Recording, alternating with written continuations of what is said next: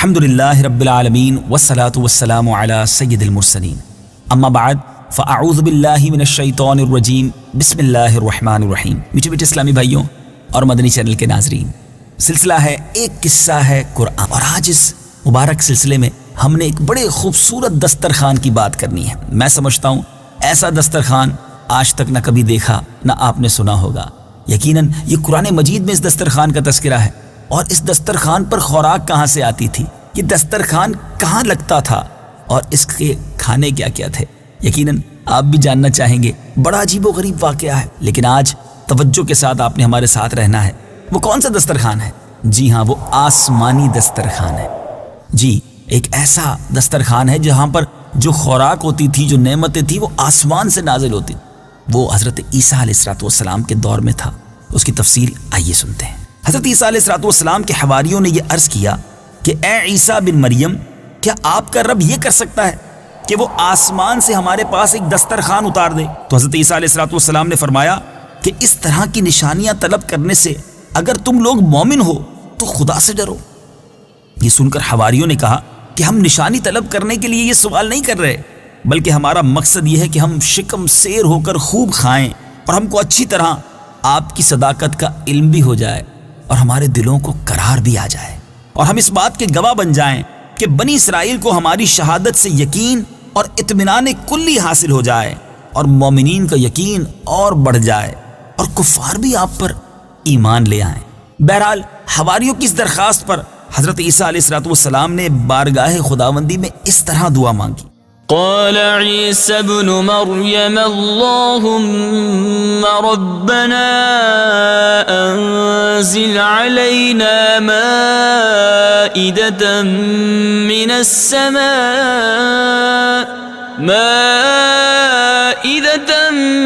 السماء تكون لنا عيدا لأولنا وآخرنا وآية منك وارزقنا وأنت خير الرازقين۔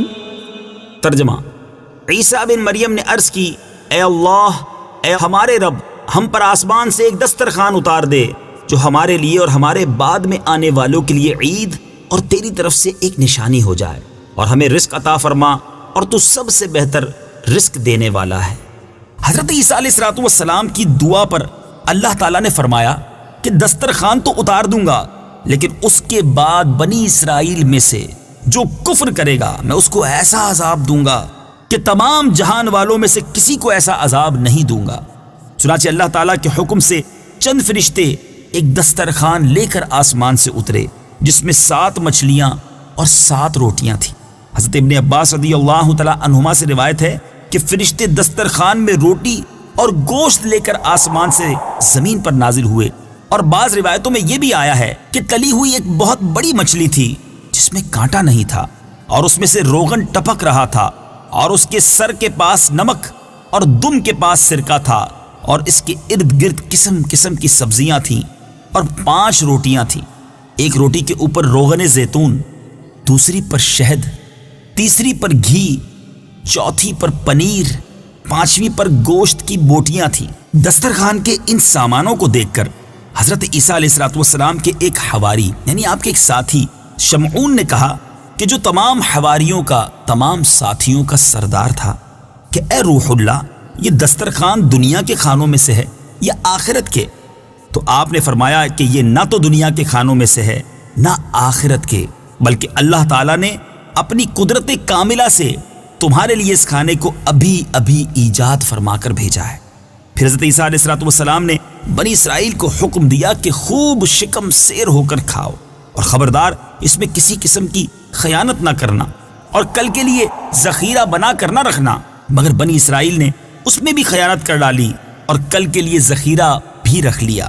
اس نافرمانی کی وجہ سے اللہ تعالیٰ کا ان لوگوں پر یہ عذاب آیا کہ یہ لوگ رات کو سوئے تو اچھے خاصے تھے، مگر صبح کو اٹھے تو مسخ ہو کر کچھ خنزیر اور کچھ بندر بن گئے۔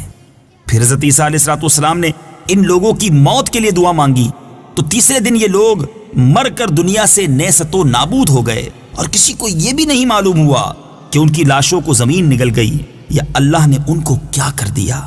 اللہ تعالیٰ نے اس عجیب اور عظیم الشان واقعے کا تذکرہ قرآن مجید کی سورہ مائدہ میں فرمایا ہے۔ آئیے اس واقعے کو سنتے ہیں۔ یاد رہے سورہ مائدہ کا نام مائدہ اس لیے بھی رکھا گیا، اس کی ایک وجہ یہ بھی بیان کی جاتی ہے کہ مائدہ دسترخوان کو کہتے ہیں۔ قرآن پاک کی آیات سنیے اور اس کا ترجمہ سنیے۔ قال عيسى ابن مريم اللهم ربنا أنزل علينا مائدة من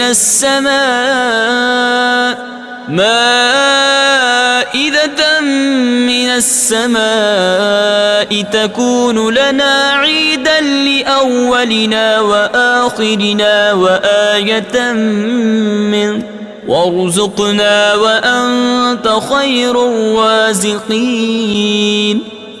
ترجمہ: عیسیٰ بن مریم نے عرض کی، اے اللہ، اے ہمارے رب، ہم پر آسمان سے ایک دسترخوان اتار دے جو ہمارے لیے اور ہمارے بعد میں آنے والوں کے لیے عید اور تیری طرف سے ایک نشانی ہو جائے، اور ہمیں رزق عطا فرما، اور تو سب سے بہتر رزق دینے والا ہے۔ قال الله إني منزلها عليكم فمن يكفر بعد منكم فإني أعذبه عذابا لا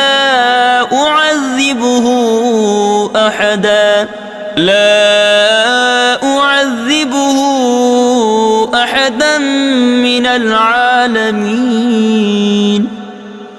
ترجمہ: اللہ نے فرمایا، بے شک میں وہ تم پر اتارتا ہوں، پھر اس کے بعد جو تم میں سے کفر کرے گا تو بے شک میں اسے وہ عذاب دوں گا کہ سارے جہان میں کسی کو نہ دوں گا۔ میٹھے میٹھے اسلامی بھائیوں، اس عجیب و غریب آسمانی دسترخوان کا واقعہ آپ نے سنا، لیکن اس واقعے کو سننے کے بعد ہمیں درس کیا ملتا ہے؟